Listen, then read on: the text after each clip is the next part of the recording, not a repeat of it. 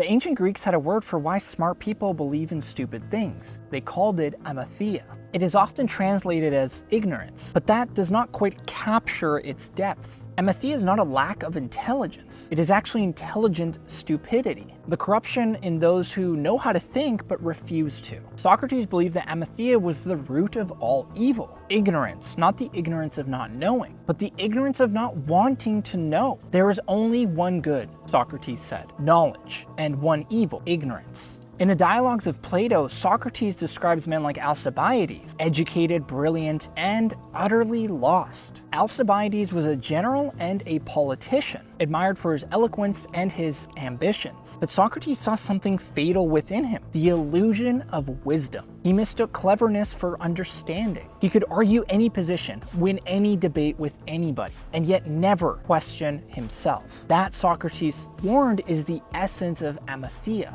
It is the blindness of the soul, not of the mind. The philosopher Karl Popper said that the greatest enemy of knowledge is not ignorance, but the illusion of knowledge. It is when intellect becomes a weapon of self-deception, when reason serves ideology instead of truth. That is why otherwise intelligent people believe and do stupid or evil things. They have invested too much of their own identity in being right. And when being wrong could threaten that identity, the mind closes completely like a fist within them. See, amathia cannot be cured by arguments or better data, because it is not a lack of reason. It is a distortion of reason, the corruption of intellect by ideology, ego, and fear. The Stoics later called it disknowledge, a sickness of the soul caused by false beliefs and bad education. It begins not in the brain, but in the character of oneself. To admit I might be wrong risks losing who you think you are. So people retreat into certainties, politics, religion, culture, and defend them with all weapons of their own intelligence. They rationalize, they distort, and deceive, but not because they are stupid, but because they are clever enough to make those delusions look rational. In every era, amathia has worn different masks. In ancient Athens, it took the form of political pride. Today, it appears more as digital certainty, a world where information is infinite within us, but true understanding is rare. Socrates once said that no man does evil knowingly, but perhaps the tragedy of our time now is that many do it knowingly